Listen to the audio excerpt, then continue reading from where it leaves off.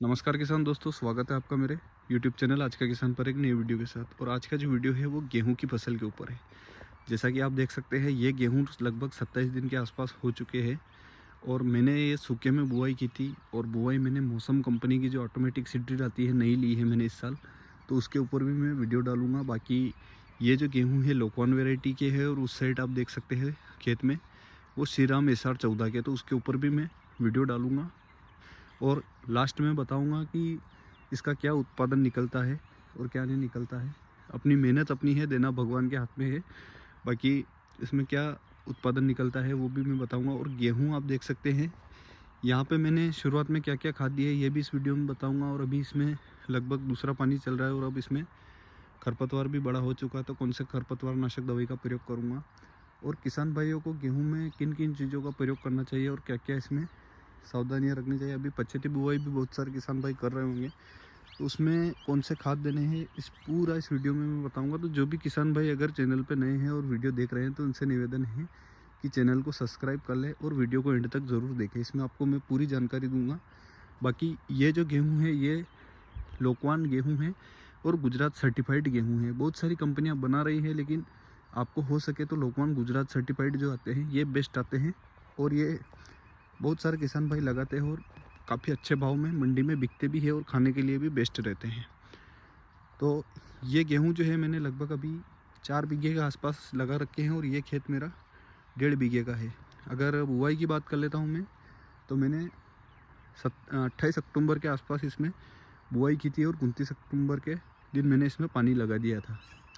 तो अभी लगभग ये 27 दिन के गेहूँ हो चुके हैं, और सूखे में बुआई की थी। बहुत सारे किसान भाई क्या करते हैं कि पाठा लगाते हैं खेत में, रेलते हैं खेत को और पाठा लगा के फिर उसमें बुआई करते हैं, जो कि सोयाबीन की होती है मशीन, जिसको चने पे और सोयाबीन की बुआई में यूज़ करते हैं। तो उसमें लगभग 13 टाइन रहती है। और ये जो मशीन है मेरे पास, ये 19 टाइन वाली मशीन है। लेकिन ये सूखे की मशीन है, ये गीले में नहीं चलती है। गीले में बिल्कुल भी सक्सेस नहीं है ये मशीन, और चलती भी नहीं है। तो ये मशीन जो है सूखे के लिए रहती है, जिसमें कैरी भी साथ में निकल जाती है और बुआई भी हो जाती है। तो इस मशीन के ऊपर भी मैं वीडियो एक डाल दूँगा। और बहुत सारे किसान भाई क्या करते हैं कि पाटा लगा के करते हैं। देखिए, ज़मीनें भी थोड़ी अलग अलग रहती है। कोई सी ज़मीनें हल्की रहती है, कोई सी ज़मीन मीडियम साइज़ की रहती है, और कोई सी ज़मीन बाकी बहुत ज़्यादा भारी ज़मीन रहती है, जिसमें कि एक एक महीने तक पानी जो है वो खेत सूखता नहीं है। तो वो किसान भाई पाटा लगा के भी गेहूँ बोते हैं। बाकी मैंने तो ये सूखे में बुआई की थी। तो यहाँ पे जो भी खाद है वो शुरुआती खाद हमारा काफ़ी ज़्यादा मायने रखता है। जैसे कि NPK हुआ, 1846 हुआ, पोटाश हुआ। तो ये सबसे मुख्य जो पोषक तत्व है वो रहते हैं नाइट्रोजन, फास्फोरस और पोटाश। ये हमको देना काफ़ी ज़्यादा ज़रूरी है, और यही हमारे उत्पादन में सबसे ज़्यादा किसी भी फसल में हमारा मायने रखते हैं। तो गेहूँ में आपको इन तीनों खादों का प्रयोग करना है। जैसे कि 12-32-16 हुआ, कोई से बहुत सारे मार्केट में अवेलेबल है। 20-20-13 आ रहा है, 18-46 आ रहा है। तो आपको देखना है N यानी नाइट्रोजन, P यानी फास्फोरस, K यानी पोटाश है, जिसको कि K2O पोटाश कहा जाता है। तो आपको तीनों चीज़ें डालनी है। अगर मेरे यहाँ पे बेसल डोज की बात करूँ मैं, तो यहाँ पे मैंने 30 किलो बीघे के हिसाब से 12-32-16 लिया था, और इसके साथ मैंने 10 किलो अलग से पोटाश इसमें दिया था। और जो भी खाद था मैंने बुआई करने के बाद ऊपर से मैंने डाल दिया था। इसके बाद मैंने यहाँ पे गारवाण, जिसको कि पहला पानी बोलते हैं, क्योंकि मैंने सूखे में बुआई की तो इसमें काफ़ी जल्दी पानी लगाना रहता है, और उस समय टेम्परेचर भी काफ़ी ज़्यादा था। बीज दर यहाँ पे मैंने 25 किलो बीघे के हिसाब से रखी है, और 1.5 बीघा का खेत है, और इसमें 40 किलो के आसपास मेरे इसमें बीज आया है। 40 किलो से प्लस ही आया, कम नहीं आया है। बाकी 1.5 बीघे का ये मेरे खेत है, 1.5 बीघे से थोड़ा बहुत ज़्यादा हो सकता है। बाकी 25 किलो बीघे के हिसाब से यहाँ पे मैंने सीड ड्रिल में बीज सेट कर रखा था। और यहाँ पे मैंने जो पहला पानी है, जिसको गारवाण कहते हैं, वो 12 दिन के बाद मैंने लगाया था, क्योंकि सूखे में लगाया था पानी मैंने चला दिया था, और सूखे के बाद पहला पानी देने का रोल रहता है, जिसको गारवाण बोलते हैं हमारे यहाँ। तो उसमें मैंने 15 किलो बीघे के हिसाब से यूरिया दिया था, ये देख सकते हैं। और उसके बाद अभी इसमें मैं जस्ट 20 दिन के बाद, यानी कि आज मेरे गेहूँ लगभग 27 दिन के आसपास हो चुके हैं, 27-28 दिन के हो चुके हैं। तो यहाँ पे जो है मैं लगभग 15 दिन फिर निकलने के बाद खेत अच्छे से मेरा सूख गया है। आप देख सकते हैं दरारें चलने लग गई है खेत में, ये देखिए। और उसके बाद अभी मैं इसमें दूसरा पानी दे रहा हूँ जिसको तिजवाण कहते हैं हमारे यहाँ। तो यहाँ पे अब मेरे खरपतवार भी काफ़ी ज़्यादा बड़ा हो गया है इसमें, आप देख सकते हैं इस प्रकार से।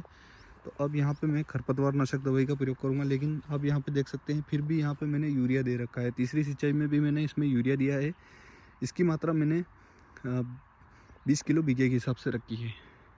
और अगर खरपतवार की बात कर लेता हूँ मैं, तो यहाँ पे मैं 2,4-D जमीन साल्ट 58% आता है उसका यूज़ कर रहा हूँ, क्योंकि मैं गीले का ही हर वर्ष खरपतवार यूज़ करता हूँ। सूखे का कहीं ना कहीं खरपतवार अभी छिड़कते तो हैं हम सूखे का खरपतवार, लेकिन कहीं ना कहीं उसमें आगे जो फसल नेक्स्ट फसल लगाते हैं हम 6 महीने बाद, जैसे कि सोयाबीन वगैरह, तो उसमें कहीं ना कहीं उसमें नुकसान देखने को मिलता है। इसलिए मैं तो सूखे का ही गीले का ही यहाँ पे खरपतवार का यूज़ करता हूँ। गीले में यहाँ पे 2,4-D जो आता है उसका यूज़ कर रहा हूँ। उसकी मात्रा में खरपतवार थोड़ा बड़ा हो चुका है तो 50 ml लूँगा। इसके साथ में होमियाजो और इनको मारने के लिए जो कि गुल्ली डंडा गेहूँ का मामा और होमियाजो बोलते हैं हमारे यहाँ, तो इसको ये बिल्कुल गेहूँ जैसा रहता है, लेकिन बाद में जाके पता चलता है ये गेहूँ नहीं है, ये खरपतवार है। तो अभी छोटी अवस्था में इतना मालूम नहीं पड़ता है। तो इसको कंट्रोल करने के यहाँ पे क्लोडिनोफोप प्रोपोरोजाइल जो 20 ग्राम के जो पाउच आते हैं, मतलब एक पाउच 20 ग्राम का आता है और 8 पाउच का एक पैकेट आता है। तो इसको मैं लूँगा 15% WP को, एक टंकी में एक पाउच इसका डालूँगा और 2,4-D 50 ml डालूँगा। और यहाँ पे 30 ml के आसपास चिपको डालूँगा, जो कि नॉर्मली चिपको आता है, सिलिकॉन बेस नहीं आता है, नॉर्मली आता है। बाकी मेट सल्फ्यूरान मेथल या वेस्टा भी बहुत सारे किसान भाई यूज़ करते हैं, तो उसमें ऑलरेडी चिपको आता है मिला हुआ, तो उसमें कोई चिपको लेने की ज़रूरत नहीं है। लेकिन 2,4-D में आपको चिपको लेना पड़ेगा, तो ही आपको बेस्ट थोड़ा रिज़ल्ट देखने को मिलेगा। और यहाँ पे ऐसी बात नहीं है कि कोई सा भी हम खरपतवार नाशक दवाई का प्रयोग करते हैं तो झटका नहीं लगता है। झटका हमेशा लगता है, कोई सी भी दवाई हो, चाहे UPL की वेस्टा हो, चाहे मेट सल्फ्यूरान मेथाइल हो, कोई सी भी दवा हो, झटका हमेशा लगता है गेहूँ की फसल में। तो आपको याद रखना है, झटका हमेशा लगता है। तो आपको जो है जब भी आप पहला पानी दे रहे हैं तब भी आपको यहाँ पे यूरिया देना है। यहाँ पे मैंने पहले पानी में, जिसको गारवाण कहते हैं, 12 दिन के बाद इसमें मैंने गारवाण लगाई थी, क्योंकि टेम्परेचर ज़्यादा था, गर्मी ज़्यादा थी। तो उस समय इसमें मेरे 15 किलो बीघे का यहाँ पे मैंने यूरिया दिया था। और अभी जस्ट 15 दिन बाद फिर से मैं इसमें जो है खाद दे रहा हूँ, सेकंड पानी दे रहा हूँ, जिसको हमारे तिजवाण कहते हैं। तो यहाँ पे भी यूरिया 20 किलो दे रहा हूँ। सबसे पहली बात ये आपको याद रखना है, गेहूं में आपको खींच दे के पानी देना है, जल्दी जल्दी आपको खेत नहीं पिलाना। इससे आपके गेहूं में फंगस और पीलासपन भी देखने को मिलेगा, कीड़ा और फंगस लग जाएगी, तो फिर आपके गेहूं का रोल वहीं ख़त्म हो जाएगा। तो आपको थोड़ा तावण दे के, जैसे खेत सूख रहा है, जैसे देख सकते हैं, इस प्रकार से मैं पानी दे रहा हूँ, तो आपको ये देना है। और इसके जस्ट बाद अभी मैं इसमें खरपतवार नाशक दवाई का प्रयोग करूँगा, गेहूँ पीले पड़ेंगे, और उसके बाद जस्ट 15 दिन बाद फिर से इसमें मैं सिंचाई करूँगा। तो उस समय 20 किलो फिर से मैं यूरिया का प्रयोग करूँगा, और इसके साथ मैं 2 खाद और लूँगा। पहला खाद लेना है आपको यहाँ पे, अगर जिंक 33% जो आता है जिंक सल्फेट, वो लेना है आपको यहाँ पे 3 किलो बीघे के हिसाब से। इससे ज़्यादा आपको इसकी मात्रा नहीं लेनी है। और अगर आप यहाँ पे 21% यूज़ कर रहे हैं तो उसको 4 किलो तक लीजिए, 1 किलो बढ़ा लीजिए। और अगर एकड़ की बात कर लेता हूँ, एकड़ में 2 बीघे का कहते हैं हमारे यहाँ, तो यहाँ पे अगर जिंक सल्फेट 33% मिल रहा है तो इसकी मात्रा 5 से 6 किलो कर लीजिए। 5 किलो ही खूब है एकड़ में। और अगर आप यहाँ पे 21% वाला ले रहे हैं तो 6 से 8 किलो तक इसकी मात्रा कर सकते हैं। इससे ज़्यादा आपको मात्रा नहीं करनी है। इसके आपको साइड इफ़ेक्ट भी देखने को मिलेंगे, क्योंकि जिंक सल्फेट जो रहता है अगर हद से ज़्यादा गिर जाता है गेहूँ पे तो ये पत्तियों को भी जलाने का काम करता है। तो इससे ये रहेगा कि हमारा एक तो ये खरपतवार का झटका रहेगा, इससे तो यूरिया दे ही रहे हैं, इसके साथ हम जो है अगर ये जिंक सल्फेट देते हैं तो हमारा एक तो फुटाव हो जाएगा, गेहूँ चाल अच्छी हो जाएगी, गेहूँ हरे भरे हो जाएंगे।